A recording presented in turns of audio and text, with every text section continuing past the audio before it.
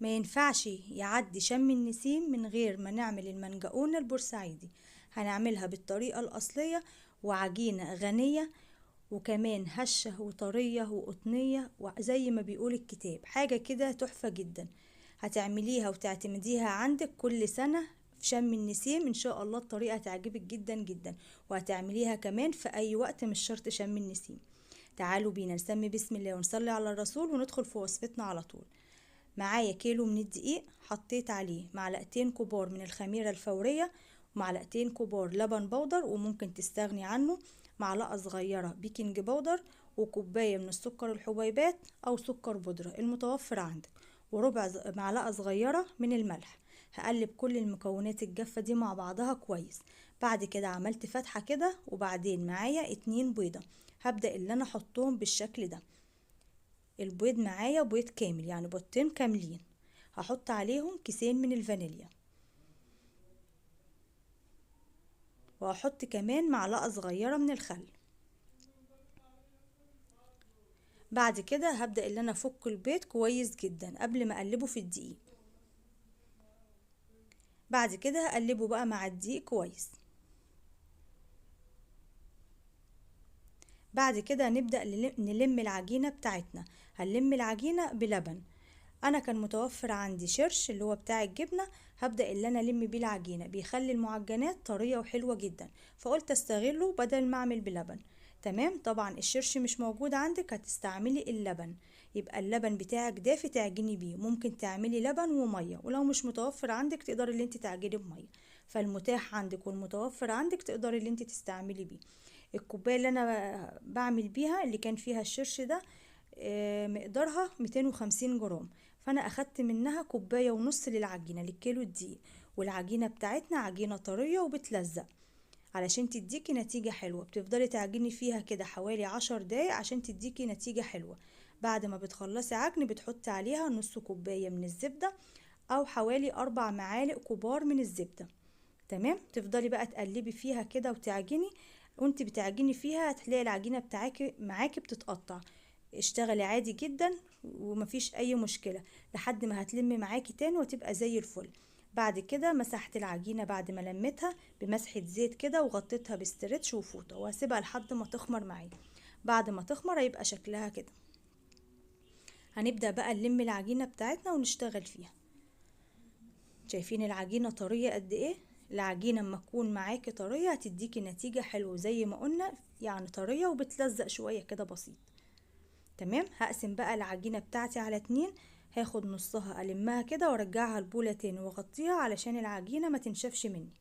هشتغل على نص العجينة الاول، وبعد كده هبدأ اشتغل في النص التاني.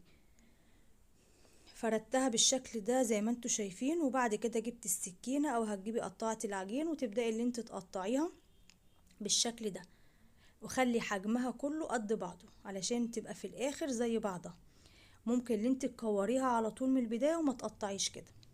هبدأ بقى اللي انا اخد قطعة قطعة كده، وابدأ اللي انا المها واكورها. والحجم ده حلو جدا، هتبقى حجم المنقج. اه لخبطت. المنجقونة. هيبقى حجمها حلو جدا. تمام. تعالوا بقى نعمل كده اول واحدة مع بعض ونشوف هنعمل ايه. خدت اول واحدة انا كورتها في الاول. ببدأ بقى اللي انا الفها رول بالشكل ده لحد ما افردها. بتاخدي من النص كده لبره. بعد كده تبدأي اللي انت تلفي اول حتة، وبعدين بتمسكي العجينة وتلفيها عليها كده زي شكل الحلزونة. واخر طرف بتلميه لتحت كده وتشبكيه في العجينة عشان ما يفكش منك. تعالوا نعمل شكل تاني. زي النضارة كده بتجيبي الطرف من هنا ومن هنا وتبدأي تلفي الاتنين مع بعض. بتبقى شكل النضارة برضو بيبقى شكلها حلو جدا. عملت كده معاكم شكلين. نعمل واحدة كمان.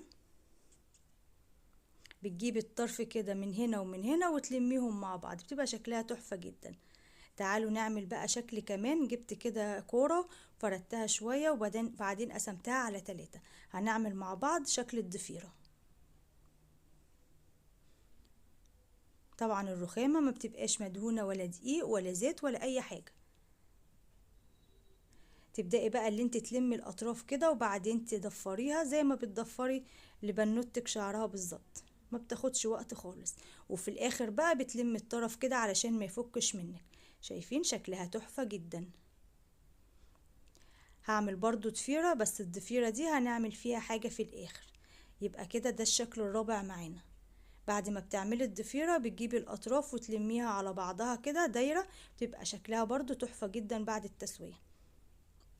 عملنا 4 اشكال، تقدري تعملي الشكل اللي انت عايزاه. والشكل اللي هو الحلزون الاولاني ده المعتاد اللي معروف بيتعمل اكتر حاجة. انت ممكن تشكلي اللي انت عايزاه. هتغطيها بقى لحد ما تخمر، انا سبتها ساعة. بعد كده معايا صفار بيضة، حطيت عليه معلقتين من اللبن وكيس فانيليا، وهبدأ اللي انا اقلبهم مع بعض كويس. هندهن الوش بيه. قلبي بقى لحد الصفار بتاعك كده ما يدوب كويس. بعد كده هتجيبي فرشة وتبدأي اللي انتي تدهني الوش بتاعك، بس وانتي بتدهني بالراحة خالص، خلي ايدك خفيفة علشان ما تطلعيش الخمر منها. تدهني بقى كل الكمية بنفس الطريقة.